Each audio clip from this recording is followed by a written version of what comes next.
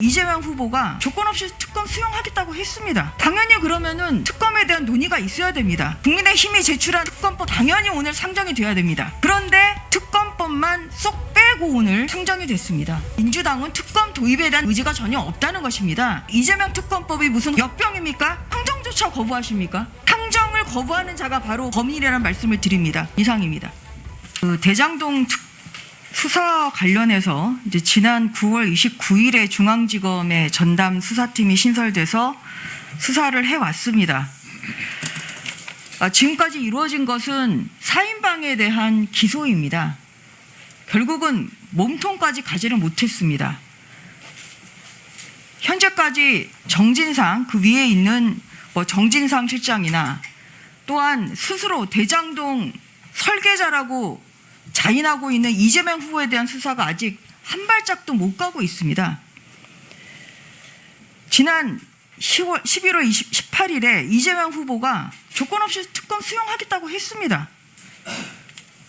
당연히 그러면은 특검에 대한 논의가 있어야 됩니다.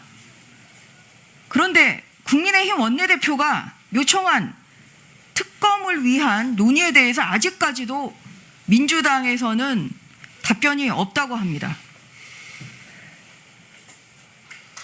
국민의힘은 9월 23일에 이재명 특검법 발의했습니다.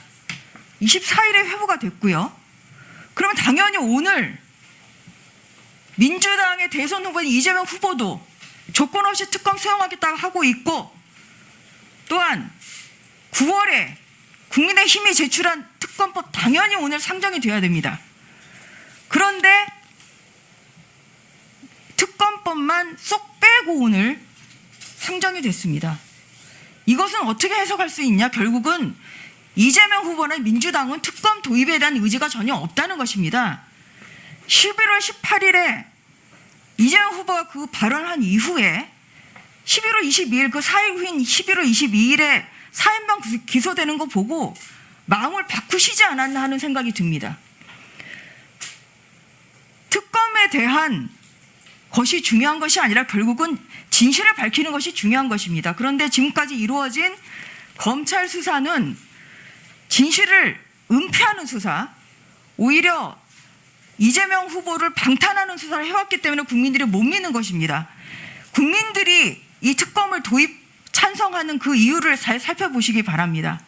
그러한 의미에서 오늘 이 특검법을 상정하지 않겠다는 건 결국 민주당이 이 대장동 게이트는 결국 묻고 가자, 대선에 묻고 가자는 그런 의사표시로 볼 수밖에 없고요. 그러한 것을 국민들이 지켜보고 심판해 주시리라고 생각합니다. 특검법이, 이재명 특검법이 무슨 호환마마입니까? 역병입니까? 왜 상정조차 거부하십니까? 상정을 거부하는 자가 바로 범인이라는 말씀을 드립니다. 이상입니다.